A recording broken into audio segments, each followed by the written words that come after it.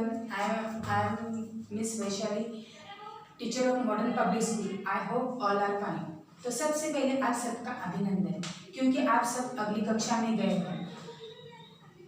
तो आप तो जानते ही हो कि कोविड-19 की वजह से हमने आपके लिए मई की 10 तारीख से मोबाइल पे कुछ होम असेसमेंट, उसकी आंसर की और टेस्ट मुझ पर कुछ टेस्ट की शुरुआत की थी। उससे हमारी रिवीजन हुई है।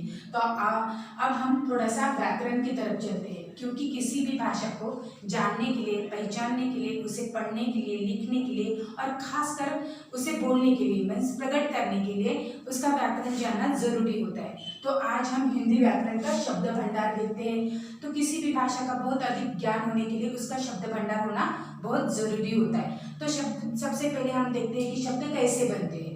तो हिंदी व्याकरण में वर्णों के योग से शब्द बनते हैं। इसी प्रकार शब्द के योग से वाक्य और वाक्यों के योग से भाषा बनती है। तो भाषा में शब्दों का महत्वपूर्ण स्थान होता है।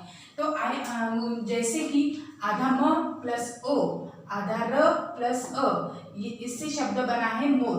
आधा ग प्लस आ, आधा य प्लस अ, इससे शब्द बना है गाय। तो ये आपने तो देखा है कि ऊपर दिए गए शब्द कई ध्वनियों के मेल से बने हैं। तो इससे यह कष्ट होता है कि एक या एक से अधिक वर्णों के समूह को शब्द कहा जाता है। तो प्रश्न अब यह उठता है कि क्या शब्द होने के लिए वर्णों का होना पर्याप्त होता है, कि या किसी भी वर्ण के आपस से मेल होने से शब्द बन जाएगा। तो यहाँ पे कुछ आओ आप देखते हैं। यहाँ पे कुछ लपाट और नव उपयोग, ये दो शब्द दिए हैं। तो इसमें वर्णों का तो मेल हो रहा है, किंतु इनका अर्थ नहीं निकल रहा। जबकि पालक और उपवन, ये शब्दों में वर्णों का मेल होने से जो ये शब्द बने हैं, इनका निश्चित अर्थ है। तो अब हम निश्चित रूप से यह कह सकते हैं कि एक या एक से अधिक वर्णों से बनी हुई स्वतंत्र सार्थक ध्वनि को शब्द कहते हैं। तो शब्द की परिभाषा क्या होती है? एक या एक से अधिक वर्णों से बनी हुई स्वतंत्र सार्थक ध्वनि को शब्द कहते हैं। तो अब हम शब्दों के, हिंदी व्याकरण में शब्दों के कितने प्रकार होते हैं और वो कौन कौन से होते हैं वो पढ़ते हैं। तो शब्द के प्रकार, तो हिंदी व्याकरण में शब्दों के प्रकार 6 होते हैं। तो वो कौन कौन से हैं? सबसे पहला पर्यायवाची शब्द, विलोम शब्द, श्रुति समभिन्नार्थक शब्द, अनेक शब्द के लिए एक शब्द, अनेकार्थक शब्द, समूहवाची शब्द। ये 6 शब्दों के हिंदी व्याकरण में प्रकार होते हैं। हम पर्यायवाची शब्द किसे कहते हैं यह देखते हैं। जो शब्द एक जैसा अर्थ बताते हैं उन्हें पर्यायवाची शब्द या समानार्थी शब्द कहते हैं। पर्यायवाची शब्द में उनके अर्थों में समानता होते हुए भी सूक्ष्म अर्थभेद होता है, उसे पर्यायवाची शब्द कहा जाता है। इसलिए इनका अलग अलग वाक्यों में अलग अलग रूपों का प्रयोग किया जाता है।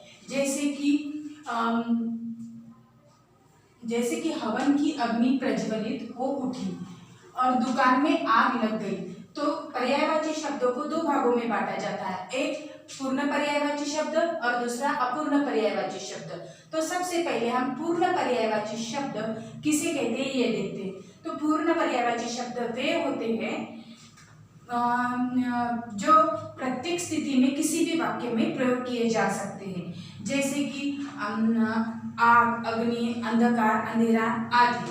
तो अपूर्ण पर्यायवाची शब्द किसे कहते हैं यह देखते हैं। तो अपूर्ण पर्यायवाची शब्द वे होते हैं जो एक दूसरे से मिलते जुलते अर्थ प्रकट करते हैं, किंतु इनमें सूक्ष्म अंतर अर्थभेद होता है। तो इसीलिए इन्हें अपूर्ण पर्यायवाची शब्द कहते हैं। जैसे कि दिवस बार, ये देखने में तो एक दूसरे के पूर्ण पर्यायवाची लगते हैं, किंतु उन गणतंत्र दिवस को गणतंत्र बार नहीं कहा जाता।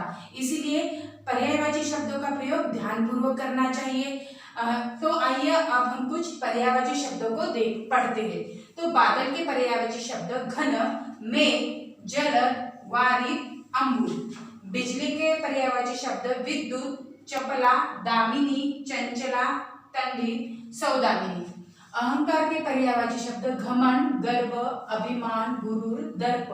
माता के पर्यायवाची शब्द माँ, जननी, अम्मा, मैया। आज्ञा के पर्यायवाची शब्द आदेश, हुक्म, निर्देश। तो हम शब्द के प्रकार का दूसरा प्रकार देखते हैं विलोम शब्द। तो सबसे पहले विलोम शब्द किसे कहा जाता है?